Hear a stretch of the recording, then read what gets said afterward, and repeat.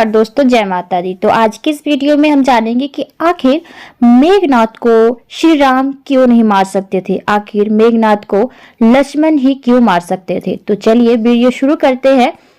मेघनाद रावण का सबसे बड़ा पुत्र था और अजय था। उसे ईश्वर से विशेष वरदान प्राप्त था।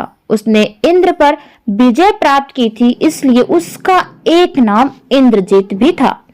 कथा के अनुसार मेघनाद ने अंतरिक्ष में स्थित होकर इंद्र से युद्ध किया था और उन्हें बांधकर लंका ले आया था। भगवान ब्रह्मा ने इंद्रजीत से दान के रूप में जब इंद्र को मांगा, तब जाकर इंद्र मुक्त हुए थे। स्वयं प्रभु श्री राम ने कहा था, क्योंकि लक्ष्मण ने मेघनाद का वध किया था, इसलिए वे ही सबसे बड़े योद्धा हुए। अगस्त्य मुनि और प्रभु श्री राम के बीच हुए वार्तालाप के अंश अनुसार अगस्त्य मुनि ने बताया, इंद्रजीत को वरदान था कि उसका वध वही कर सकता था जो 14 वर्षों तक ना सोया हो, जिसने 14 साल तक किसी स्त्री का मुख ना देखा हो और 14 साल तक भोजन ना किया हो। हालांकि प्रभु राम को इस बात को लेकर जिज्ञासा हुई कि कैसे लक्ष्मण इन सभी शर्तों पर खड़े उतरे।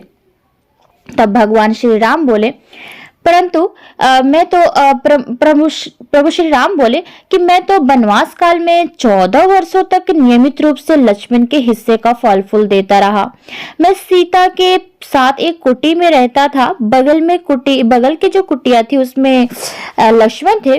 फिर सीता का मुख कैसे नहीं देख सकते थे और 14 वर्षों तक सोए ना हो, ऐसा कैसे संभव है। अगस्त्य मुनि ये जान चुके थे कि भगवान राम अपने भाई लक्ष्मण के तप और वीरता की चर्चा भी अयोध्या के घर भर में हो, ऐसा चाहते हुए इसलिए प्रश्न पूछ रहे हैं। ऐसे प्रश्न उठने पर लक्ष्मण जी ने स्वयं ये उत्तर दिए।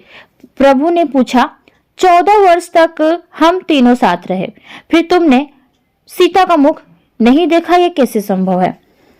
तुम्हें मैं अपने हाथों से फल दिए, फिर भूखे कैसे रह गए और 14 साल तक सोए नहीं, ये कैसे संभव है। तब लक्ष्मण ने कहा, जब हम भाभी को ढूंढ रहे थे तब सुग्रीव ने हमें उनके आभूषण दिखाकर पहचानने को कहा था। मैं सिवाय उनके नुपुर के कोई आभूषण नहीं पहचान पाया था, क्योंकि मैंने कभी भी उनके चरणों के ऊपर देखा ही नहीं है। लक्ष्मण ने कहा कि जब आप और माता एक कुटिया में सोते थे तो मैं रात भर बाहर धनुष पर बाण चढ़ाए पहरेदारी करता था। निंद्र को मैंने भेद दिया था, उन्हें उर्मिला के पास जाना पड़ा। वहीं जब आप मुझे फल देते तो आपने हमेशा कहा कि लो ये फल खा लो।